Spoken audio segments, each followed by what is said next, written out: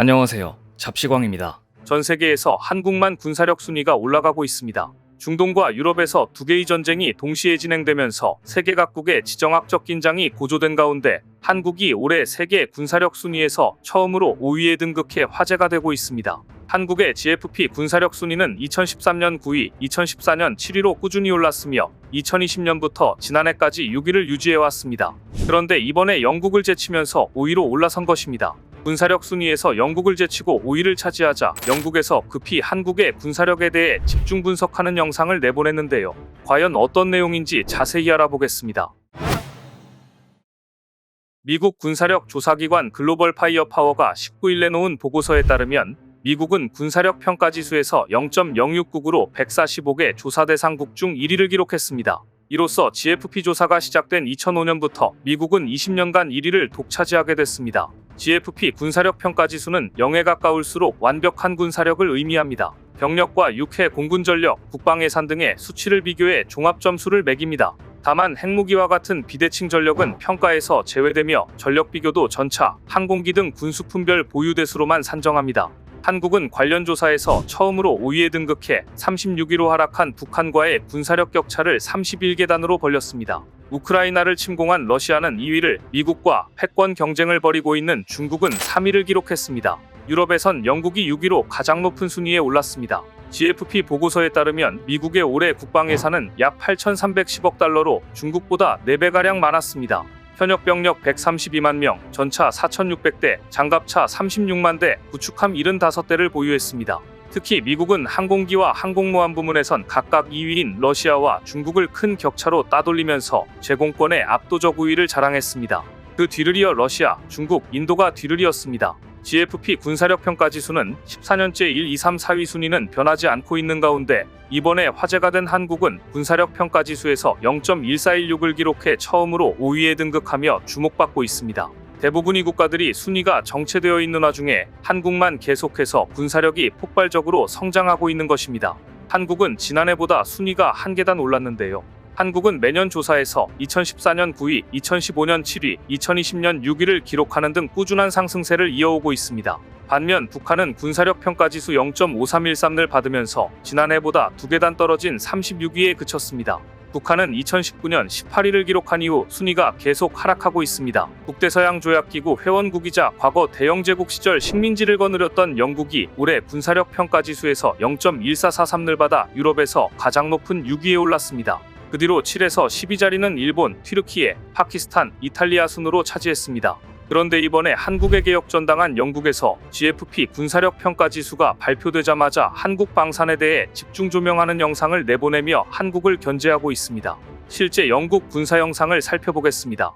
Billion, with a B, in new orders to the South Korean military complex in 2022 alone. And take note because more money is on the way. And do you know what this means? It means that what is set to be one of the largest NATO armies in Europe, if not the largest of all, will be largely and even mainly equipped with South Korean weapons. Why is Poland going to rebuild its armed forces with South Korean weapons? Well, there are four main reasons for this. The first, of course, is the speed of delivery. The South Koreans managed to deliver the first 10 K2 tanks and 24 K9 howitzers to Poland in record time. But how is it possible for South Korean industry to have such fast delivery times? Well, this is basically possible thanks to the fact that this country is a huge industrial powerhouse that also has a very active military sector, not least because it is constantly producing to meet the demand of the South Korean armed forces itself. Another advantage is their greater ease of finding supplies. To give an example, modern weapons are equipped with a lot of very complex systems that need a huge amount of chips. And guess what? They basically turned themselves into a one-stop shop. The South Korean defense industry has strong and stable ties with its suppliers, including semiconductor manufacturers. That's the advantage of having a large industrial base. You have easier access to all kinds of components and supplies. This is one of the main reasons why Poland will almost certainly be able to receive 180 Korean-made K2 tanks and 212 K9 howitzers by the end of 2025 or early 2026. But wait a minute, Josh, didn't you tell us before about 1,000 tanks and almost 700 howitzers? Well,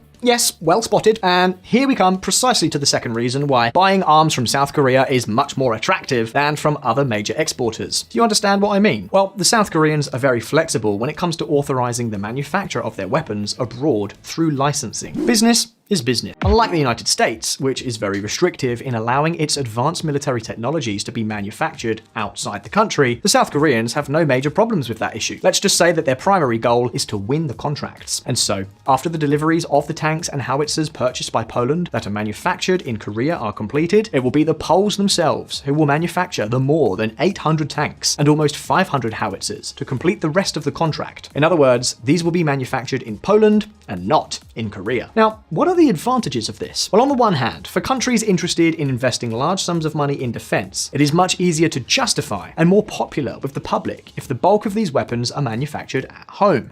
And then on the other hand, this also makes it faster to complete the production of the weapons, since they are not depending on a supplier in a distant country to produce them. So it's a win-win situation. Arms, jobs, and an industrial base for the buyer, and profits for the seller. Sounds pretty good, right? Well, if these two might already seem reason enough to understand the choices of countries such as Poland, the truth is that there is even more. I'm certain that many of you may be thinking that one of the reasons that weighs the most in the equation are the prices. And it is true, South Korean weapons are cheaper than those of other Western countries. For example, take the case of the K9 self-propelled howitzer from the Hanwha Group. You see, two of its main competitors in terms of performance and capabilities are the French Caesar and the German Panzerhaubitze 2000. All three are technologically advanced howitzers with similar performance and NATO standard 155mm caliber. To give you an idea of the competitive advantage the South Koreans have, while a French Caesar costs about $7.5 million and the German PZH 2000 costs up to $10 million, a K9 Thunder costs only $4 million, less than half the price of the German model. And you may be wondering, so what's the catch? Well, the truth is that there isn't one. It is merely a question of cost and economies of scale. The South Korean military has a heavy demand for artillery equipment and supplies because of the threat posed by North Korea. This has meant that both the military and manufacturers are constantly expanding and upgrading their artillery equipment to fire farther and farther and with increasing accuracy against North Korean ground targets. The Germans, for example, are the opposite. Their military is hampered by years, decades of disinvestment, and their military companies have much less local demand, which makes it more difficult to maintain profitable production lines at low prices. South Korean weapons have been modernized and have reached levels of sophistication and complexity that are already not far behind many of the best US weapons. For example, although it is far from the only equipment with a high level of sophistication, there is the case of the K239 Chunmoo multiple rocket launcher system. Those of you who support us on Patreon already know the many details about this impressive system because we told you about it in a recent weekly snapshot bulletin. The K239 Chunmoo has been dubbed by military specialists as the closest alternative to the US HIMARS. This equipment has become incredibly popular since the war in Ukraine. And take note, because the South Korean one is about 20% cheaper. The Chunmoo is a multiple rocket launcher system developed between the South Korean Agency for Defense Development and Hanwha Defense Company. This system makes it possible to launch rockets of different caliber, explosiveness, and penetration in the same load. Thanks to the fact that its launchers are divided into two independent capsules, it can operate in saturation mode, like a Russian Grad, or in precision mode like the HIMARS, even in the same launch. In this way, the same system can clear large areas of the enemy line or destroy specific targets with an accuracy of less than 10 meters or 32 feet. In addition, Hanwha has developed a wide range of missiles of various caliber and range for this system. With a single charge, it can fire up to 40 131mm unguided rockets with a range of 36 kilometers or 22 miles in less than 1 minute. And if precision is desired, it can also fire 12 239mm guided rockets at a distance of between 160 and 200 kilometers. That's 100 to 124 miles, a distance that they hope to extend in the coming years. And these are just a couple of the options, because the system is much more versatile than HIMARS when it comes to choosing the type of rocket. The question is, will South Korea succeed in establishing itself as one of the 4, or perhaps even 3, largest arms exporters in the world? Will we see any of these promising weapons operating in more European countries? 오늘 준비한 소식은 여기까지입니다. 댓글을 통한 여러분들의 많은 의견 기다리겠습니다. 시청해주셔서 감사합니다.